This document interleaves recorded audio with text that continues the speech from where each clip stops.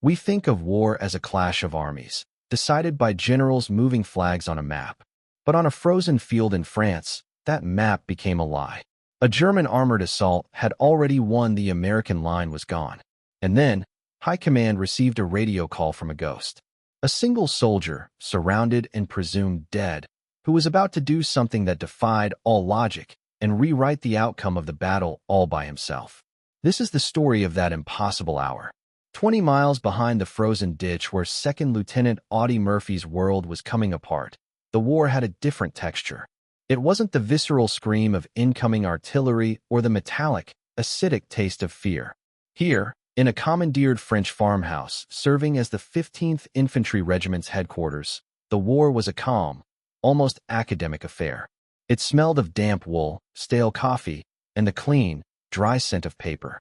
It was a world of maps, pinned with flags and traced with grease pencil arrows, all illuminated under the steady, reassuring hum of a field generator.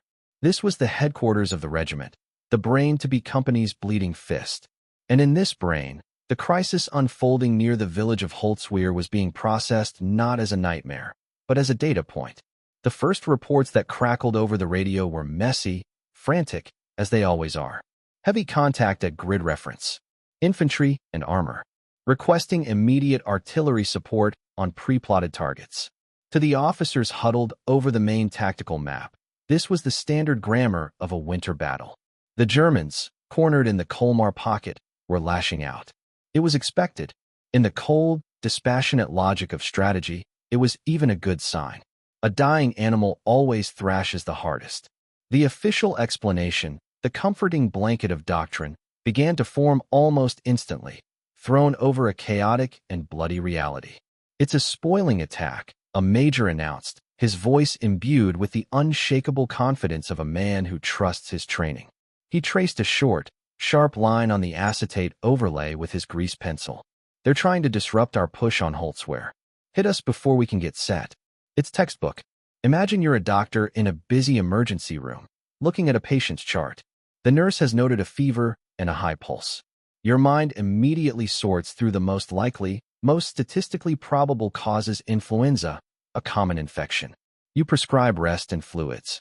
You don't immediately assume it's a 1 in a million flesh-eating bacteria, because to do so would be to live in a constant state of panic. To operate on the assumption of the worst-case scenario at all times is to cease to function. High Command is that doctor.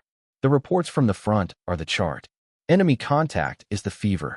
Armor present is the high pulse. The diagnosis is always the most logical, the most probable, the most manageable explanation: a local counterattack. A problem to be contained, not a catastrophe to be survived. The request for artillery was approved without hesitation. Miles away, a battery of 105mm howitzers swiveled, barked in unison, and sent steel screaming towards the coordinates B Company had provided. On the map, it was a perfect, elegant solution. A red arrow of German assault is met by a blue arc of Allied fire. The problem is solved. The officers took another sip of coffee, the warmth spreading through their chests, and they waited for the follow-up report confirming that the enemy probe had been repulsed. They were good men, professionals who had spent their entire careers learning the intricate rules of this deadly game of chess. But out in the snow, the enemy wasn't playing by their rules. The enemy was flipping the board over and beating B Company to death with the pieces. The contradiction to the official story wasn't a decoded signal or a spy's report. It was a sound. It was the terrifying, deep-throated cough of a high-velocity German tank cannon, a sound distinctly heavier and more menacing than that of the American tank destroyers. And it wasn't just one. It was the crushing weight of multiple heavy tank guns firing in coordinated volleys. It was the relentless, ground-shaking clatter of steel treads, not a single probing vehicle, but the noise of an entire armored company on the move. The radio reports became more desperate. The dispassionate jargon of the operator began to fray at the edges, the professional calm cracking to reveal the raw, naked terror underneath. They're not stopping. The artillery didn't stop them. They're still coming. Then came the message that ripped the comforting blanket of doctrine to absolute shreds. It was from Lieutenant Murphy himself, his voice cutting through the static, stripped of all protocol, a shard of pure, unadulterated ground truth. Be advised, Dragon 6, we've lost our TDs. Repeat. Both M10s are burning. The lead Panzer is 50 yards from my position. Back in the farmhouse, a sudden, cold silence fell over the map table. The Major's grease pencil froze in midair. The comfortable diagnosis of a spoiling attack instantly and completely evaporated. Losing one tank destroyer was bad luck. Losing both, in the opening moments of an engagement, meant the enemy had brought overwhelming, surgical force. This wasn't a probe. This wasn't a desperate lashing out. This was a sledgehammer, aimed with chilling precision at the weakest point in the American line. The patient didn't have the flu. The chart had lied. The flesh-eating bacteria was real, and it was already inside the wire. In the command farmhouse, the shockwave from Murphy's message lasted only a second. It was then replaced by a frantic, controlled surge of energy. The air, thick with coffee and confidence just minutes before, now crackled with the electric hum of imminent disaster. Junior officers began shouting into field telephones, demanding status reports from adjacent units, their voices tight with an urgency that simply wasn't there before. The map, a moment ago a tool of confident command, was now a death sentence. Its grease pencil lines and unit markers suddenly looked fragile, naive, like a child's drawing of a war. The neat, orderly plan was gone. In its place was a single, bleeding wound just south of the Bois de Redouire, a wound called Company B. This is where the cold, brutal geometry of war takes over. To the men in that ditch, the fight was about survival, about the next 30 seconds of life. But to the men looking at the big map, this was about something far more terrifying. This wasn't just a company being overrun. This was the linchpin being pulled from the entire machine. Let's step back for a moment, for a war college briefing. Imagine a massive stone archway, the kind the Romans built to last for millennia. Each stone is perfectly wedged against the others, held in place by immense pressure and precise placement. The entire structure is a testament to strength through unity. Now, imagine that at the very top of that arch is a single, perfectly cut stone. The keystone. If you could somehow knock that one stone out, the immense strength of the arch becomes its greatest weakness. The entire structure wouldn't just crack, it would collapse in on itself in a catastrophic explosion of dust and rubble. On the map of the 3rd Infantry Division's advance, the village of Holzwihr was that keystone. It controlled the main road. It anchored the division's entire right flank. The plan, the beautiful, clean plan on paper, was to take Holzwihr, secure the road, and use it as the main artery to pump troops and supplies into the heart of the Colmar pocket, bleeding the German resistance dry. Company B, positioned on the edge of the woods, wasn't just guarding a random piece of frozen French real estate.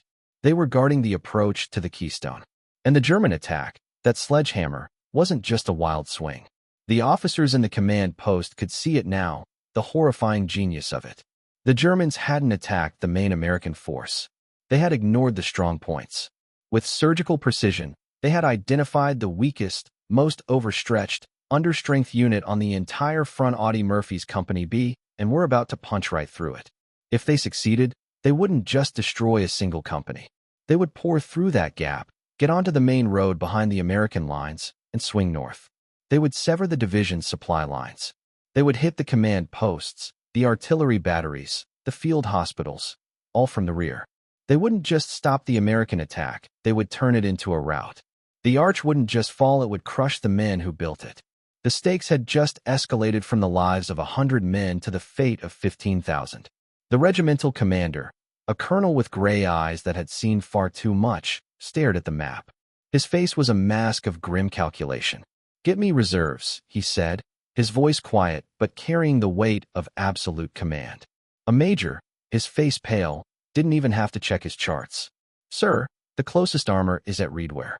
40 minutes, maybe more, if the roads are clear. And the relief infantry? An hour, sir. Best case." The cold arithmetic of the battlefield asserted itself. Time and distance. The Germans were 50 yards from Murphy's position. Help was an hour away. The math didn't work.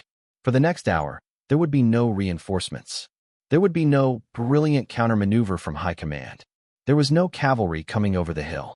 The entire strategic integrity of the 3rd Infantry Division's push to end the war in Alsace rested on whatever was left of a few dozen freezing, terrified men in a ditch, and a single lieutenant whose last report suggested he was about to be ground into the snow under the treads of a German tank. Back in the frozen ditch, the world had shrunk to the space between heartbeats. The grand, strategic map was a meaningless abstraction. The fate of the 3rd Division was an academic question for another day, for men who were warm and safe. For Audie Murphy, the universe was now 100 yards of snow-covered ground, a line of dissolving infantry, and the inexorable advance of 6 German tanks.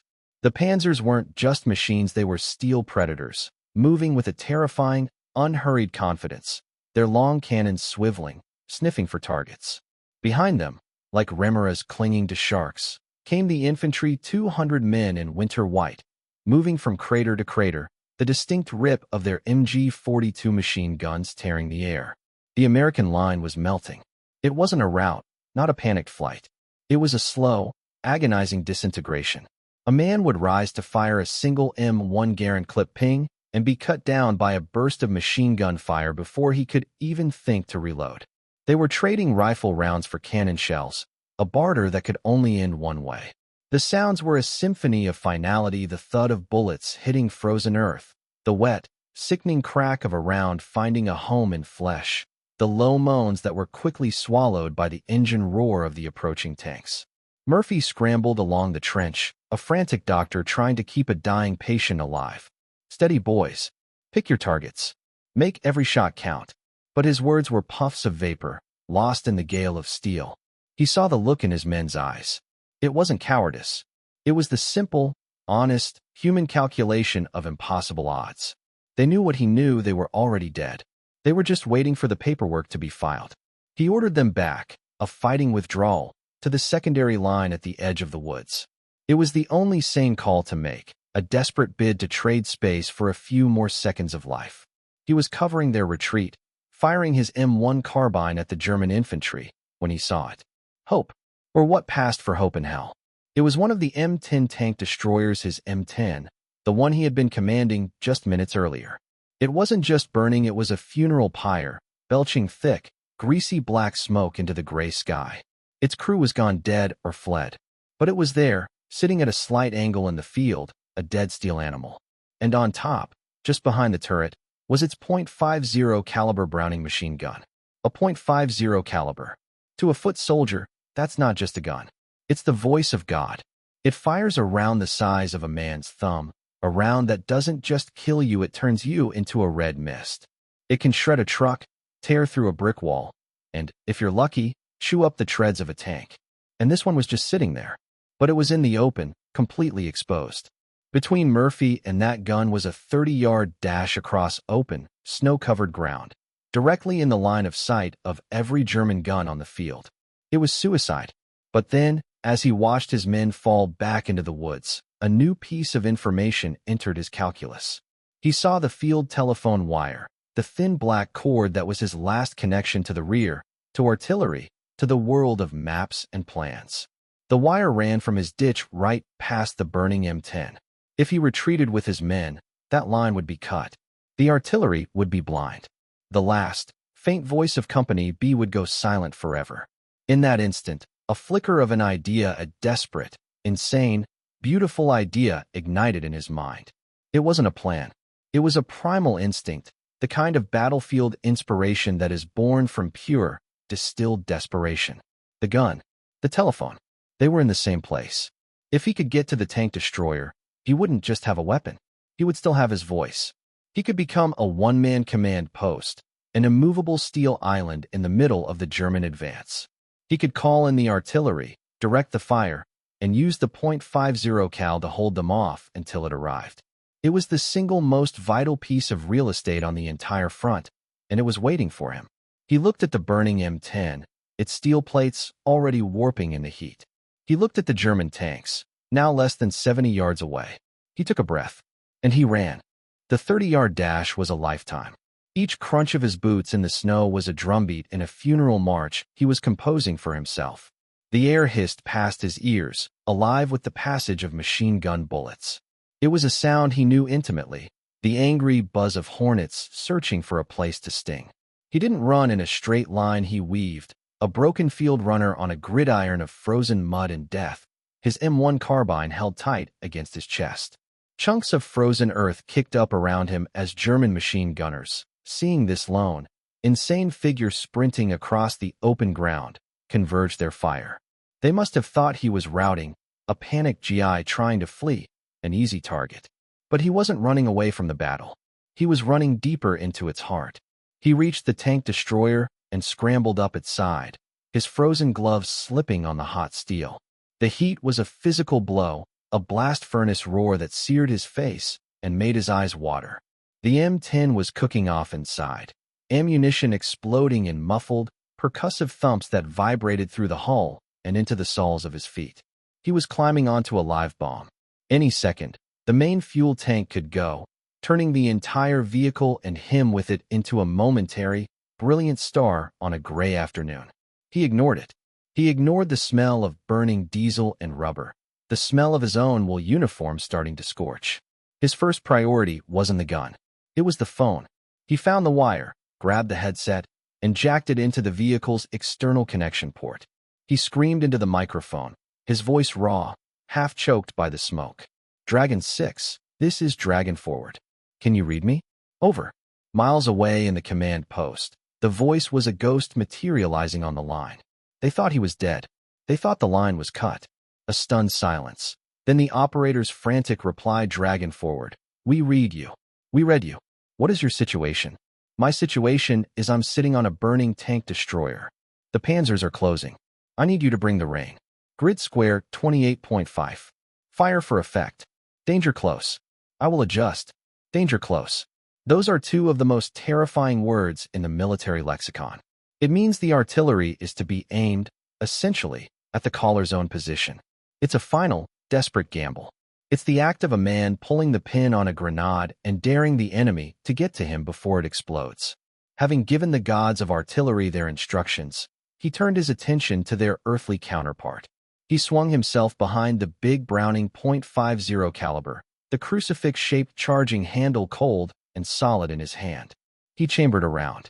The lead Panzer was now 50 yards out, a behemoth filling his entire field of vision. Its cannon was traversing, pointing directly at him. He knew, with the cold certainty of a mathematician solving an equation, that he had perhaps 5 seconds before that high-velocity cannon erased him from existence. He depressed the butterfly trigger. The gun roared to life, a monstrous, deafening jackhammer that shook the entire wreck of the M10. The sound was so concussive it felt like it was tearing the air apart. A stream of tracers, glowing red pearls on a string of death, reached out across the snow and smashed against the front glacis of the lead Panzer. They ricocheted off, sparking uselessly against the thick Krupp steel. The plan, his beautiful, desperate idea, was a failure. The .50 cal couldn't penetrate the tank's frontal armor. It was like throwing rocks at a battleship. The Panzer didn't even slow down. Its turret stopped turning, its long gun now perfectly aligned with his chest. He could see into the dark maw of the cannon's barrel. It was the last thing he would ever see. The enemy, with his armor and his overwhelming numbers, had presented a problem that courage and a machine gun could not solve. He was out of moves. The German trap was sprung. The world held its breath. The Panzer's gunner had Murphy dead to rights. A twitch of a finger, a flash of orange light, and the story would be over. But in that stretched out, crystalline moment of impending death, something else was happening. A sound was building, a distant, mournful shriek that grew with astonishing speed into the sound of 1,000 demons tearing the sky. It was the sound of salvation. The artillery, the first shells of the barrage Murphy had called in on himself, didn't land with a neat, single explosion.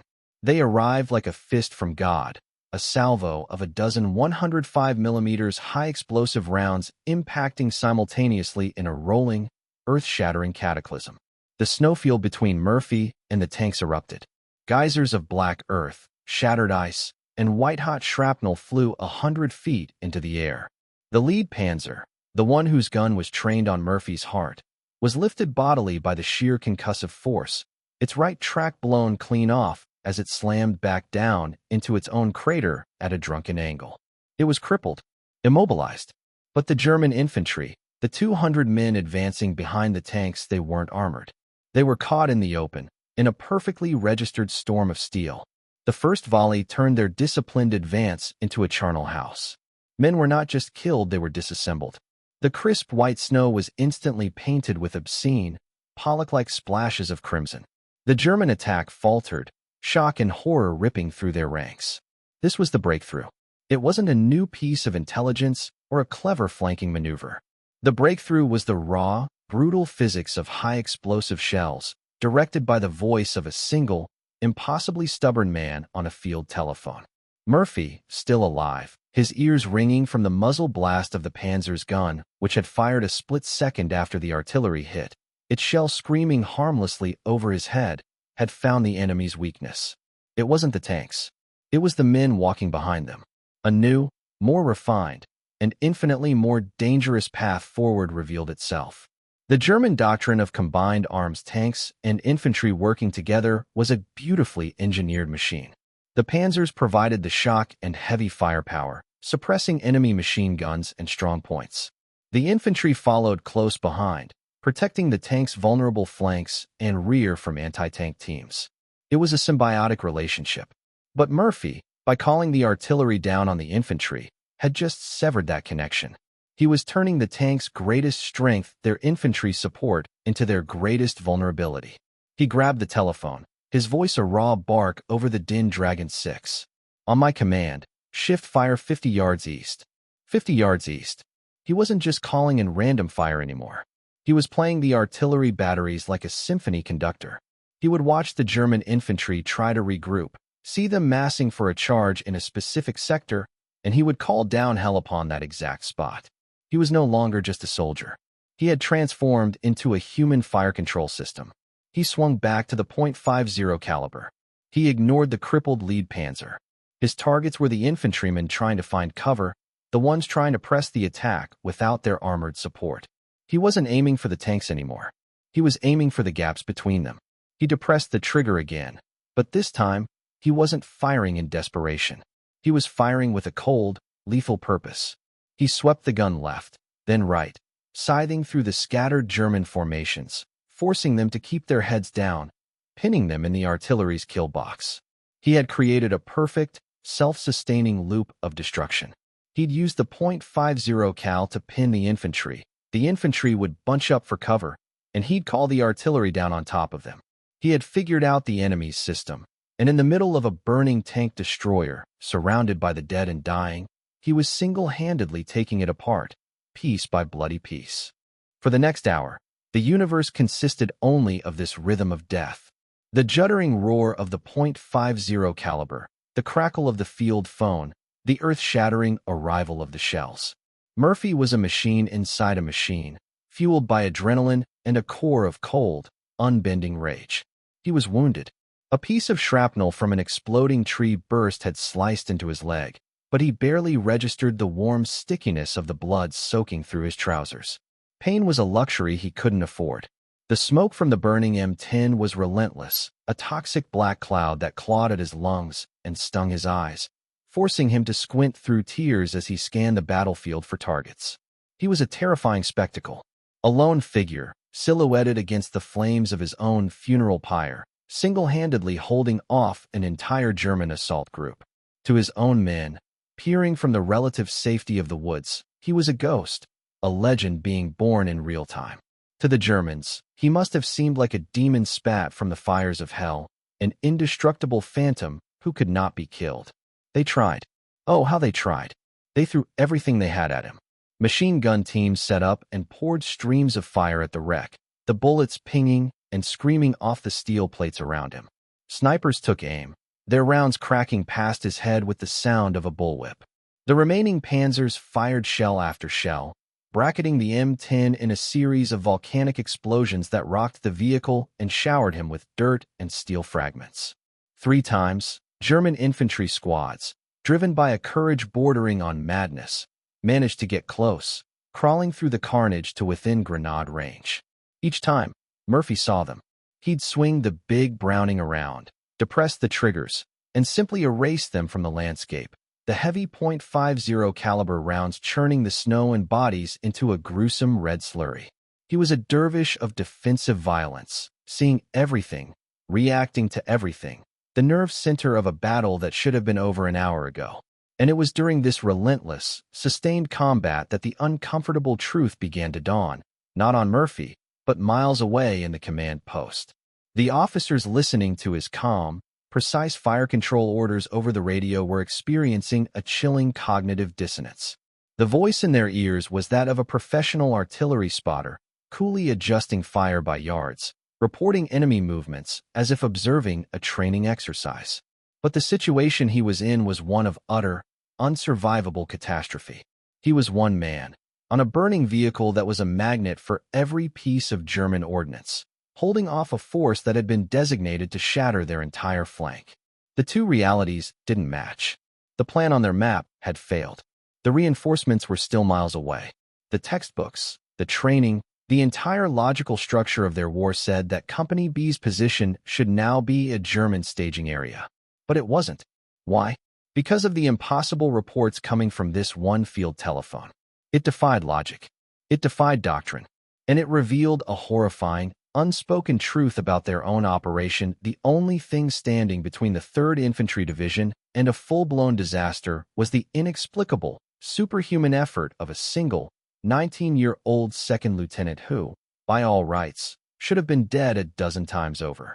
Their entire multi-divisional strategy, the lives of thousands of men, the success of the campaign in Alsace, it all rested on the shoulders of one wounded soldier on a bomb that was about to go off. It was a truth so absurd, so contrary to the principles of modern warfare, that it was almost impossible to accept. Back in the command farmhouse, the atmosphere had transformed from controlled panic to a kind of stunned, reverent disbelief. The colonel and his staff were gathered around the radio operator's table, listening not to a report, but to a live broadcast from the apocalypse. Murphy's voice, strained but unervingly steady, was the only sound in the room. Drop 25 yards. Good effect. They're trying to mass on my left flank. Bring it west another 50. He was painting a picture of the battle with his words, and it was a masterpiece of controlled violence. But the system, the great, lumbering beast of military bureaucracy, is not built to comprehend miracles. It's built on tables, on logistics, on established doctrine and predictable outcomes. And the events unfolding near Holzwihr were a flagrant violation of every rule in the book. A single infantryman cannot stop an armored assault. A lone machine gun cannot hold a regimental front. These were not opinions, they were axioms of war, as fundamental as gravity. The first pushback came not from a place of malice, but from a place of ingrained, institutional skepticism. A.G., 3 operations officer from division headquarters, patched in on the command net. His voice crisp and distant, questioned the reports. Regimental 6, can you confirm the status of Dragon Forward? These reports are anomalous. Is it possible the position has been compromised? That the enemy is using his radio? The implication was clear, the story was too fantastic to be true. The more likely explanation was that Murphy was dead, and a clever German radio operator was feeding them false information, trying to lure their artillery into wasting ammunition or, worse, firing on their own retreating troops. It was the system trying to protect itself, trying to fit this impossible data point into a known, logical box. The box labeled enemy deception was a familiar and comfortable one. The box labeled one man is winning the battle for us did not exist. The regimental colonel, listening to the disembodied voice from division and the very real voice from the battlefield, felt a surge of cold fury. He snatched his own handset from the operator. G3, this is Dragon 6, he snapped, his voice like cracking ice. I am listening to my officer direct fire on the enemy who are actively trying to kill him. I have visual confirmation from his company commander in the Treeline. The reports are not anomalous, they are factual. Now get off my net unless you have reinforcements for me. He slammed the handset down so hard the radio operator flinched. He had defended his man, but the exchange highlighted the deeper problem. The official reality of the high command was lagging catastrophically behind the ground reality of the battle. While Murphy was bleeding in the snow, fighting for every inch, the men at the top were still debating the validity of the situation. They were looking at their maps, at the neat unit symbols, and seeing a red arrow overwhelming a blue square. The map said the position was lost. The map said Company B was gone. The map said the German breakthrough was a success. An order came down from a higher echelon, a masterpiece of bureaucratic tone-deafness. It wasn't a malicious order, but one born from a complete failure to grasp the terrifying, fluid reality of the moment. Dragon units are to consolidate on phase line blue, the coded message read. Withdraw to secondary defensive positions and prepare to repel enemy advance. Phase line blue was the line in the woods where the remnants of B Company had already retreated. The order was telling Murphy to do what he had already ordered his men to do an hour ago. But for him, it was an order to abandon his post, to give up the M10, to cut the telephone line and let the artillery go blind. It was a perfectly logical, prudent, and strategically sound order issued from a headquarters that could not see the miracle unfolding in the smoke. It was the system, with the best of intentions, telling its savior to stand down. The order crackled in Audie Murphy's ear, a voice of distant, detached reason intruding upon his primal world of flame and steel. Withdraw to phase line blue. He understood the words. He understood the logic behind them. It was an order to save himself, to concede the untenable ground and regroup with what was left of his company. It was the sane thing to do, the proper thing. On any other day, in any other battle, he would have obeyed without question. But not today. Not from here. From his vantage point on the burning tank destroyer, he could see something the generals couldn't see on their maps. He could see the state of the enemy. The German attack wasn't a clean, powerful arrow anymore. It was broken, bleeding, confused. The initial shock and momentum were gone, shattered against this single, immovable point of resistance. The once disciplined ranks of infantry were now scattered groups of survivors, hugging the frozen earth, pinned down not just by his .50 caliber, but by the terrifyingly accurate artillery he commanded. The remaining panzers were hesitant, unwilling to advance without their infantry support, their commanders peering from their hatches, trying to locate the source of the invisible, artillery-wielding demon that had stalled their glorious charge. Murphy saw their hesitation. He felt it. He had single-handedly broken their will to fight. They were on the edge, teetering on the brink of a full-scale retreat. To withdraw now, to give them even a moment's respite, would be to throw away everything he had bought with his own blood and the lives of his men. It would be snatching defeat from the jaws of an impossible victory. He keyed the microphone, his voice a ragged whisper. Negative, Dragon 6. I am not withdrawing. I still have the enemy in sight and can bring fire to bear. There was a moment of stunned silence on the other end of the line. A second lieutenant does not refuse a direct order from high command. It is not done. It is the breakdown of the entire system of discipline and authority upon which armies are built. It is insubordination of the highest order. The regimental colonel, listening in, made a split-second decision that would have gotten him court-martialed in a different context. He didn't repeat the order. He didn't threaten or cajole. He simply said, "Roger, Dragon forward. Continue the mission. Call your shots." He was choosing to trust the man on the ground over the plan on the map. He was siding with the heretic against the church. But for Murphy, the cost of that decision, the price of his defiance, was immediate and brutal. He was utterly alone. He had refused his one chance to escape. He had willingly chained himself to this burning altar of a tank destroyer. And the battle wasn't over. The Germans, realizing this lone machine gun was the linchpin of the entire American defense, began to coordinate their efforts with a renewed fury. A mortar team found his range, and the air filled with the coughing thumps of outgoing rounds, followed by the whistle and crash of explosions walking their way closer and closer to his position. One of the panzers, having finally worked its way to a flanking position, fired its main gun. The shell didn't hit the M10 directly, but it struck the ground 10 feet away. The concussion was a physical blow, a giant's fist that slammed into Murphy, throwing him violently against the steel turret. The world went white, then black. He came to seconds later, his ears screaming, the world swimming in a gray haze. He was lying on the engine deck, the taste of blood and cordite in his mouth. He pushed himself up.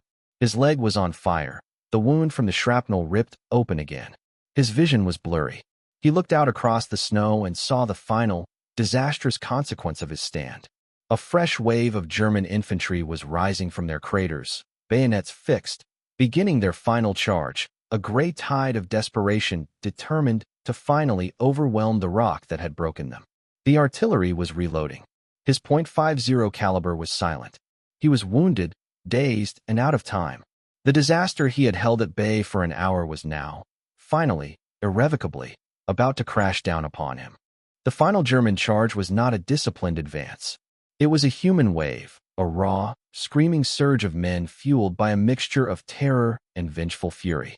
They had been humiliated, pinned down, and systematically slaughtered for an hour by what they now knew was a single American soldier. Their professionalism had been shattered, and in its place was a primal need to kill this phantom, to physically tear him apart and reclaim their honor. They came on through the craters and the corpses of their comrades, a sea of gray-green wool and gleaming bayonets, their shouts lost in the cacophony of the battle. From the tree-line, what was left of Company B watched the unfolding catastrophe. They saw Murphy get blown from the gun. They saw him slump, motionless, on the deck of the M10. They saw the final, overwhelming German wave rise to finally swallow him and the position he had so impossibly held. They raised their rifles, their hearts sinking with the leaden weight of helplessness. They were too few, their fire a pathetic sprinkling against a flood. This was it. This was the end. The linchpin was finally broken. In 60 seconds, those German soldiers would be in their woods, and the battle for Holzwehr would be lost. But Murphy wasn't dead. The world snapped back into focus with the brutal clarity of a man who knows he has only seconds to live. He saw the charging infantry. He felt the hot, vibrating deck of the tank destroyer beneath him. The M10 was in its death throes, the internal fires now reaching a critical point. He was out of ammunition for the .50 caliber. The last belt had run dry just before the shell blast. He had only his M1 carbine, a weapon utterly useless against such a charge. He grabbed the telephone handset. The thin black cord his last, desperate connection to any form of hope. His voice was no longer the calm, professional tone of an artillery spotter. It was the ragged, desperate plea of a dying man. Dragon 6. This is it. They're all around me. Bring it down. Bring it all down right on top of me. Now. It was his last command. An order for his own annihilation. Miles away, the gun crews of the 15th Field Artillery Battalion, who had been following the drama with a rapt, almost religious attention, received the coordinates. They were the same coordinates as before. Murphy's coordinates. They knew what it meant. With grim efficiency, they swiveled their howitzers, slammed shells into the breeches, and pulled the lanyards. For the last time, steel shrieked its way across the Alsatian sky. For the Germans, victory was 30 yards away, then 20, then 10. They could see Murphy clearly now, a small, bloody figure struggling to his feet on the burning wreck. They raised their rifles for the final kill shots. And then the sky fell in. The entire barrage, every gun the division could bring to bear, landed in a single, titanic, rolling crash of thunder and lightning. It wasn't a salvo, it was an obliteration. The ground buckled. The very air seemed to ignite. The German wave didn't just stop, it ceased to exist. One moment, there were 100 charging men. The next, there was only a smoking, cratered, blood-soaked field. The final, desperate attack had been utterly, catastrophically annihilated at the very feet of its target. And then, as the echoes of the last shell faded, a new sound began. A low, angry roar from deep within the M10 tank destroyer. A gout of orange flame erupted from the open turret hatch, reaching 20 feet into the air. With a deep, whooshing groan, the fuel and ammunition finally cooked off. The vehicle exploded, not in a single, violent blast, but in a prolonged, volcanic eruption of fire and smoke and shrapnel. The wreck that had been Audie Murphy's fortress and his pulpit became his funeral pyre. Through the swirling black smoke, his men watched, their faces numb with shock and awe. The fire raged. The position was silent. The German attack was broken, and Audie Murphy was gone. The silence that descended upon the battlefield was profound, deeper than the simple absence of noise. It was a vacuum, left by the sudden cessation of an hour of unimaginable violence. The air, heavy with the metallic tang of cordite and burned diesel, slowly began to clear. What was left of Company B, huddled at the edge of the woods, stared out at the scene of the climax. The German assault had evaporated, the survivors streaming back towards their own lines in a disorganized rout. The field was a wasteland of craters, burning debris, and the still, dark shapes of the fallen. And in the center of it all, the M10 tank destroyer was an inferno, a roaring column of black smoke that climbed into the gray Alsatian sky like a funeral monument. They held their position, waiting for a counterattack that never came, their eyes fixed on the burning wreck. 10 minutes passed. 20. The battle was over. Medics began to move out from the woods, a grim harvest to be gathered. But no one looked away from the pyre. They were witnesses to a martyrdom, the final, heroic sacrifice that had saved them all. They had begun the slow, emotional process of eulogizing the dead. And then, a figure stumbled out of the smoke. He was limping, staggering, like a man walking in a dream. His uniform was blackened and smoking, shredded in a dozen places. His face was a mask of soot, streaked with sweat and blood. He held his M1 carbine in one hand like a walking stick, using it to steady himself as he picked his way through the carnage, his leg leaving a crimson trail in the snow. He walked past the dead Germans, past the shattered tanks, his gaze fixed on the tree-line. It was Audie Murphy. He hadn't been on the M10 when it exploded. The force of the final artillery barrage, the one he had called on himself, had blown him clear of the vehicle, tossing him into the relative safety of a shallow shell crater just as the tanks went up. He had survived his own immolation. A collective gasp went through the ranks of his men. It was as if they were seeing a ghost.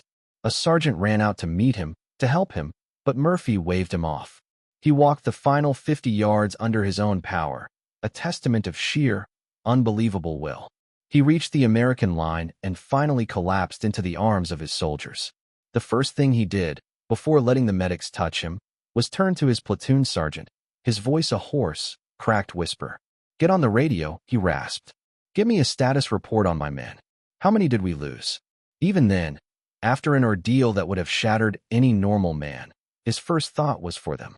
Years later, after the war was a memory and the medals were pinned to his chest, the official investigation began.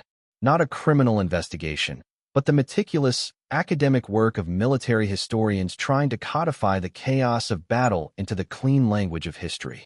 They collected the after-action reports, the unit diaries, the German battle logs, the sworn testimonies of the men who were there. And as they pieced together the events of January 26, 1945, the story that emerged seemed less like a military report and more like a piece of mythology. The declassified file, once all the evidence was assembled, read like a work of fiction. 1 second lieutenant, wounded, held position alone for over an hour, on a burning, exploding tank destroyer, equipped with 1 machine gun and 1 field telephone. Repulsed an attack by 6 Panzer tanks and an estimated 250 infantrymen. Killed or wounded at least 50 of the enemy.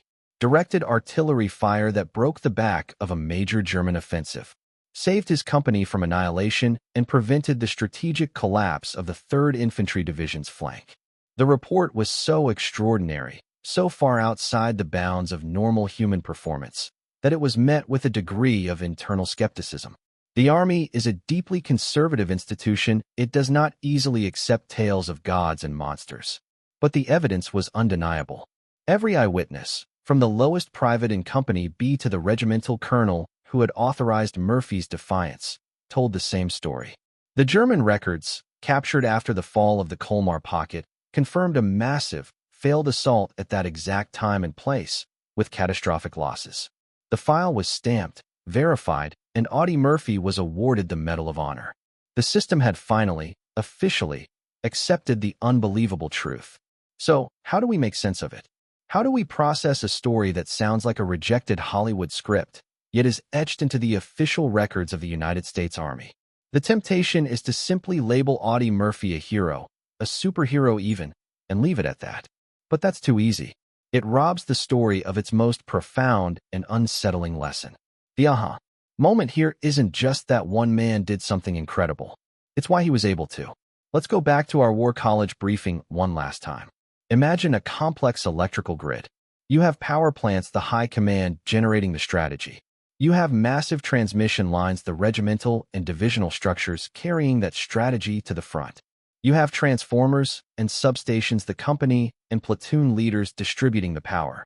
It's a brilliant, powerful, but rigid system. It's designed to work in a specific way. The Germans, with their armored assault, didn't just attack a town, they created a massive short circuit. They overloaded a specific point in the grid company, causing the entire system to fail. The transformers blew. The lines went dead. The lights went out. What Audie Murphy did on that burning tank destroyer is that he, in the midst of that total system failure, became his own, self-contained grid. He was the power plant, generating the tactical plan. He was the transmission line, using the telephone to communicate it. And he was the substation, using the .50 caliber and the artillery to apply the power directly where it was needed. He bypassed the entire broken command structure and waged the war all by himself. This is the beautiful, terrible idea that explains everything. It explains why the high command was so confused their grid was reporting a total blackout. Yet somehow, a single light was still burning with the intensity of a sun. It explains his defiance of the order to withdraw from his perspective. He was the entire defense. To retreat would be to abandon the mission entirely. It explains how he defeated a combined arms force. He created his own, superior one-man combined arms system, seamlessly integrating direct fire, observation, and indirect artillery fire in a way no committee or command post ever could. He achieved a perfect, instantaneous feedback loop of action and reaction that a formal command structure, with its inherent delays, can only dream of. The true story of Holtzwehr is a brutal collision between two realities. The reality of the plan on the map, with its neat lines and logical assumptions, which shattered at the first contact with the enemy. And the reality on the ground, a chaotic hellscape where that plan was worse than useless. Audie Murphy's genius was his ability to completely discard the first reality and master the second. He didn't just fight the enemy, he fought the fog of war itself, armed with nothing but a telephone and an almost insane clarity of purpose. And what are the echoes of this? The story of Audie Murphy is more than just a tale of heroism. It is a profound and timeless lesson about the nature of war. It teaches us that strategy is fragile. It teaches us that courage is a real, tangible force on the battlefield, capable of rewriting the cold arithmetic of war. But most of all, it teaches us that sometimes, in the moments of greatest chaos and system collapse, the fate of thousands can truly rest in the hands of a single individual who refuses to break. The plan on the map will always be clean, logical, and perfect. But history is not written on maps. It is written in the snow, and it is signed by men like Audie Murphy in mud and in blood.